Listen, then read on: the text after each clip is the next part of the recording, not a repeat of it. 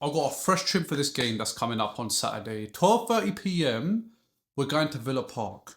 And Villa Park, I'll be honest, bit scared. Yeah?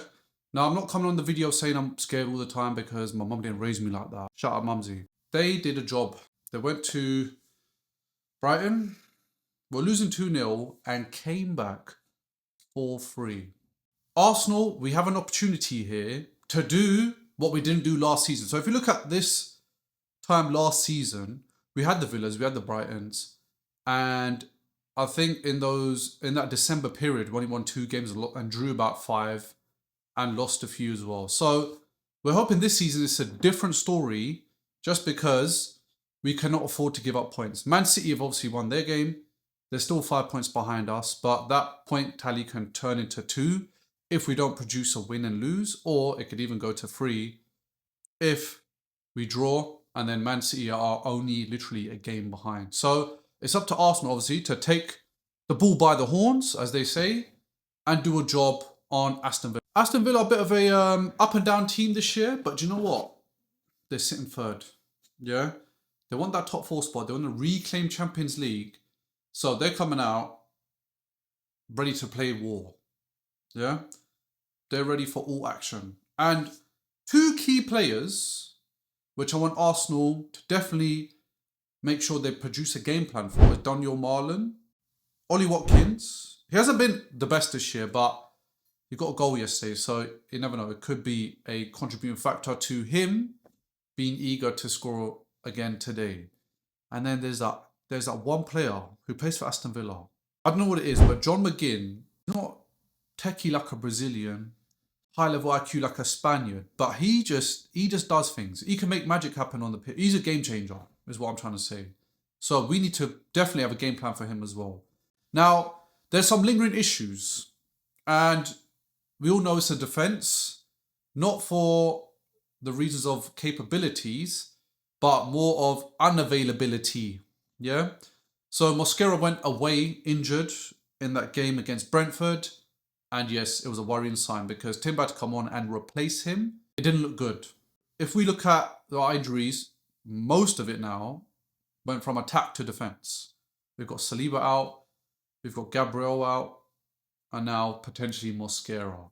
Those are 3 solid players. Mosquera, I've spoke highly of him. A lot of Arsenal fans speak highly of him.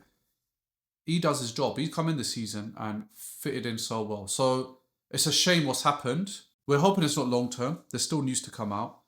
But there is some positive news about Saliba. He could potentially start against Villa, as far as we know today. Things can obviously change. You know, I predicted Gabriel coming back from injury after 1 match, but here we are. He's going to miss a month and a half. But with Saliba, it was just a knock. That was what the reports were in training. So we're hoping he's back for that Villa game. I do also want to talk about Gabriel Jesus. I feel like he definitely needs one of these games in the upcoming weeks to get on the pitch, get them legs back out there working and scoring. I do miss seeing him play, and it was also nice to even see him on the bench the other night. Ben White, do you know what? Considering he hasn't been playing regularly for Arsenal, obviously due to Timber outperforming him, and rightfully so, but you know what? He got an assist the other day, and he played extremely well. He was up and down the flanks, overlapping Madueke or Saka. And yeah, I think he had a good game considering he's been out. So I think worst case scenario, if Saliba's out, then obviously Timber will go in that centre back position, and I think Ben White will be on the right. But I'll come to a team sheet in a minute. Mikel Merino. I spoke in my last video about you as Arsenal fans. Who would you rather have up front? Would you rather change what's working well, or would you have Gyökeres or Jesus start? I personally think right now, the way Mikel Merino is performing, just stick with him. He's scoring the goals, scored against Chelsea, scored against Brentford, both headers, of course, but he's getting the goals in. Yeah? He's a great threat in the air. That's what his game plan is. That's what Mikel Arteta uses him for. Gyökeres also can offer something different, and I think Gyökeres coming on in the second half will probably make more sense at this time. Villa, they've let in 3 goals the other day to Brighton, and I'm sure we could definitely do a job on them, yeah? We can give them that E-Honda.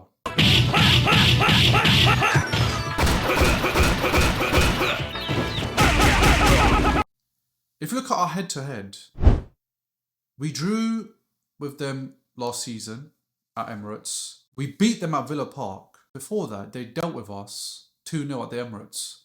So we going to Villa Park is actually better than us playing at the Emirates. It's really strange, but yeah, we perform better at Villa Park than we do at Emirates in the last 3 matches. So I think we can definitely beat them. I think we have to beat them.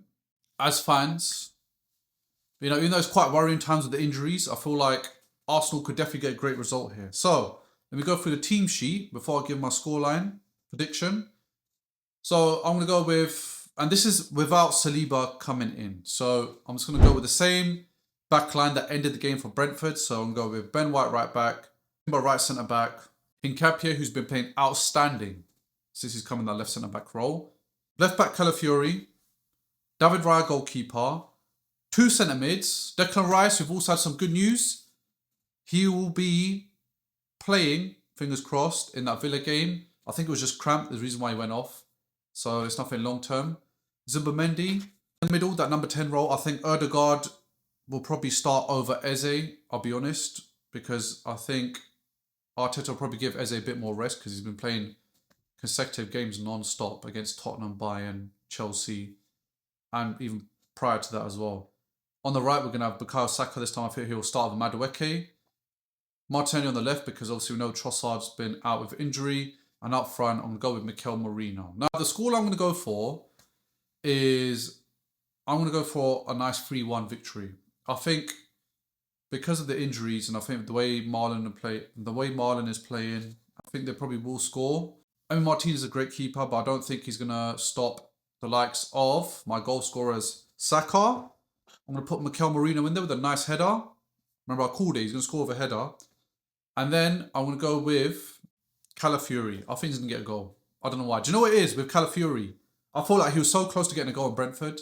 Like, he had some good footwork. So I feel like he'll get a goal on Saturday. So, yes. 3-1. I don't know who would score for Villa, by the way. So, that is a question mark. If I put my money up, I'd probably say Marlon. He'll probably score. But that is my score prediction for Saturday. So please let me know your thoughts in the comments below. Thank you so much for watching. I appreciate your support. I'm enjoying doing these videos and follow me for the journey.